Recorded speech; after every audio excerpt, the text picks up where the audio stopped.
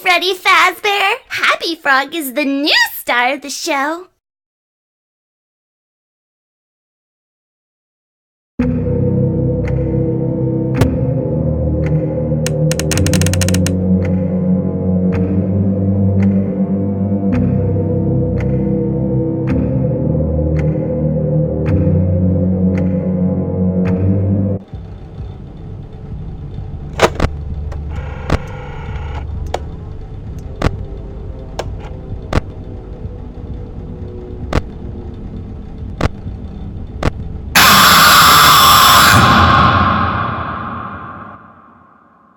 Well, it seems that your journey has ended.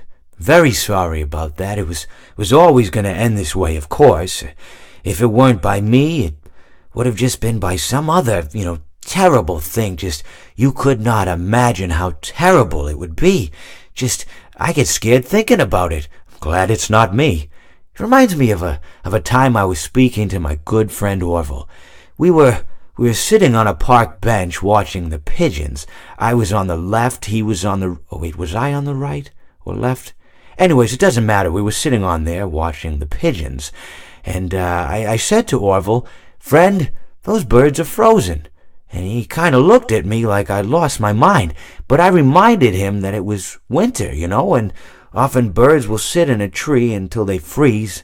And then they sort of fall to the ground until the sun warms up and they can, move around again. So I said to Orville, "You might as well save those breadcrumbs until the birds thaw, because they can't very well enjoy them in the condition they're in."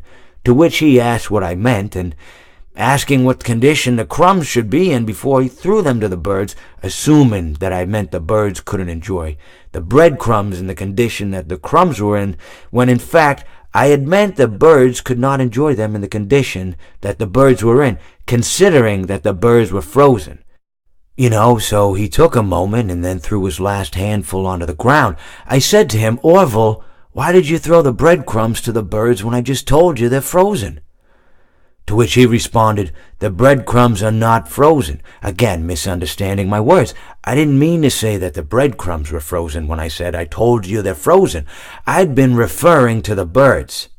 In hindsight, what I should have said was, and this would make perfect sense, "Why did you throw the breadcrumbs to the birds when the birds are frozen?"